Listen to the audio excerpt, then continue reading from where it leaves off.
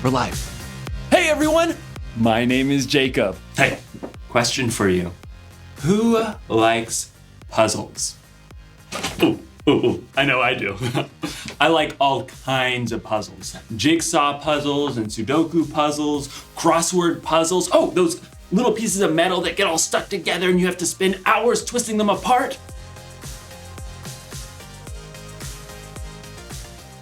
Yes! Woo!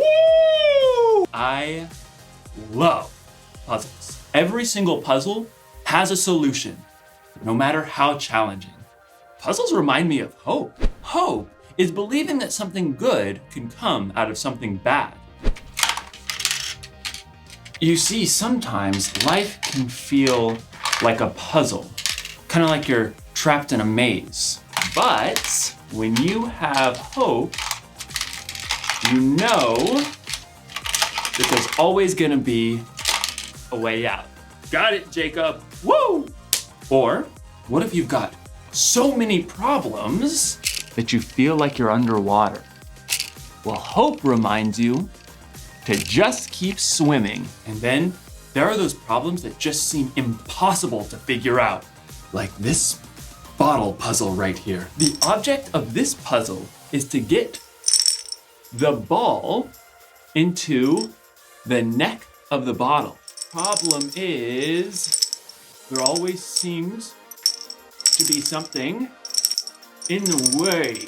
Been trying, this is fun, to get this one, no, almost there, solved for like 10 years. No, come on. And then go. Oh, maybe this one is impossible. In today's story, we'll hear about two sisters and their brother who found themselves in a situation that seemed impossible. So, they called on Jesus, who didn't do what they expected. I bet this bottle wouldn't expect if I got hammered right now.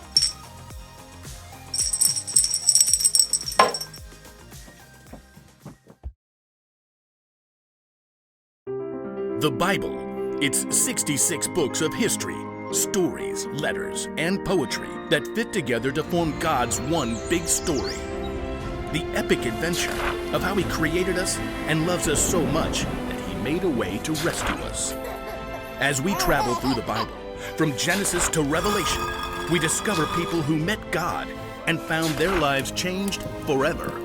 Now, for an amazing story, inspired by the book of John, chapter 11, verses 1 through 45. Though Jesus had no home of his own when he began to travel and teach, there were a few places that he frequently stayed at. One was the home of Mary, Martha, and Lazarus.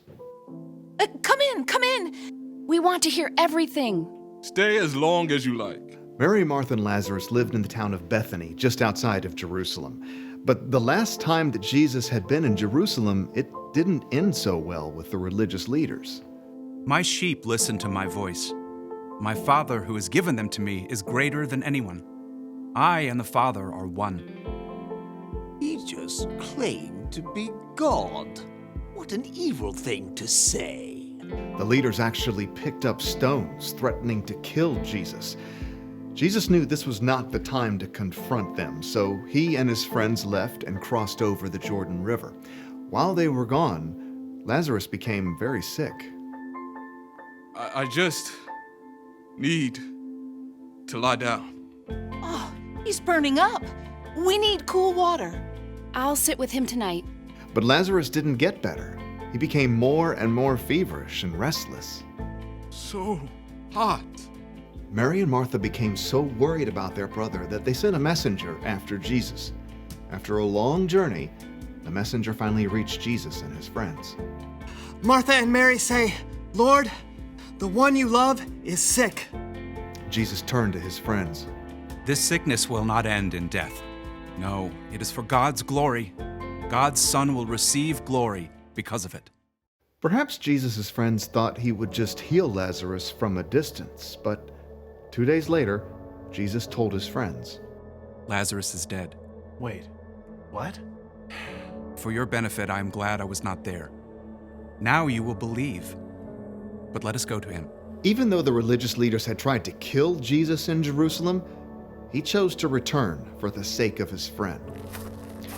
When Jesus and his friends at last neared Bethany, they were quickly spotted by the men and women who had come to comfort Lazarus' sisters. Martha, Mary, Jesus is here. If only he had come earlier. I have got some things to say to him. Martha leapt up and ran to meet Jesus outside the village. Lord, I wish you had been here.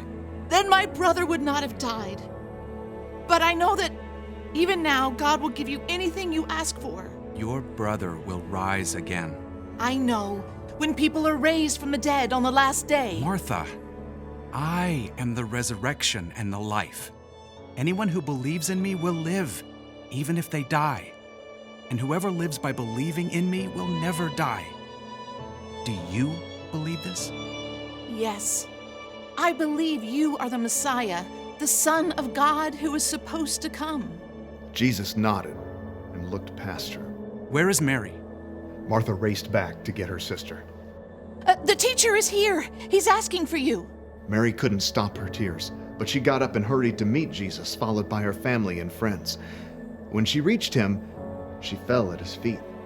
Lord, I wish you had been here. Then my brother would not have died.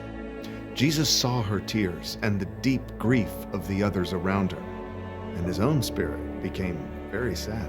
Where have you put him? Come and see, Lord. As Jesus followed the crowd, his deep sadness overflowed into tears, and everyone noticed. See how much he loved Lazarus? Maybe. I mean, he made a blind man see. Couldn't he have showed up sooner and kept Lazarus from dying? Soon, the group reached the cave where Lazarus' body had been laid. A large rock blocked the entrance. Take away the stone. But Lord, he's been in there 4 days. By now, there's a bad smell. Didn't I tell you that if you believe, you will see God's glory? Martha swallowed hard and nodded to several of the men standing nearby. Go ahead. The men braced themselves and shoved hard against the stone. The wide mouth of the cave gaped open. Jesus stood in front of it and then looked up to heaven. Father, I thank you for hearing me. I know that you always hear me. But I said this for the benefit of the people standing here. I said it so they will believe that you sent me. Then Jesus bent down and called loudly into the tomb. Lazarus, come out. For a moment, they heard nothing. And then, impossibly, they heard rustling. Lazarus stumbled out of the cave. Lazarus! Lazarus' face and body were still wrapped in strips of linen, but he was very much alive. Take off the burial clothes and let him go. Swiftly, Lazarus' friends and family unwrapped the strips of linen. Where am I? Jesus? Mary and Martha hugged their brother, laughing and crying. You're alive! You died. Jesus brought you back to life.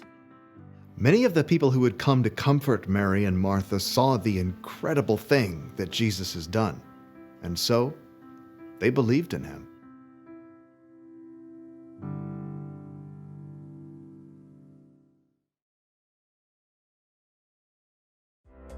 Oh, okay. When Jesus found out that his friend Lazarus was dying, he said, "This sickness will not end in death." And he was right, wasn't he? When Lazarus died, it wasn't the end. After 4 days, God brought Lazarus back from the dead. Yes! Woo! And because of that, we can know just how powerful God is. God made something good come out of something bad. And you know what? God can still do that today. He may not bring someone back from the dead exactly, but when something bad happens to you or the world, God can help make something good come from it.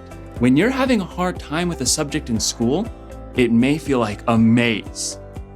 But God can help you stick with it and learn from the experience. When you have problems at home or in your family, they can get so bad that you feel like you're underwater. But remember that a very powerful God is with you through whatever you're going through. For us, a problem may seem like it's impossible, but for God, the solution is simple.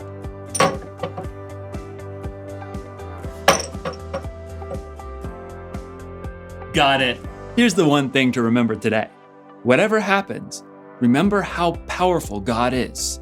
Whatever happens, God is so powerful, He can make good come from bad. You may not see or understand how God is working, but you've seen how God has worked in the past. So you know you can trust God no matter what. I guess I'll have to move on to a different puzzle now that I've solved this one. Oh my goodness! No, I can do it again. No, just wait. Now that I've solved this one! Hold on. Solved this one! Okay. You saw me do it now. You saw Jacob do it. Jake, come on. Come on. Just, where's that hammer?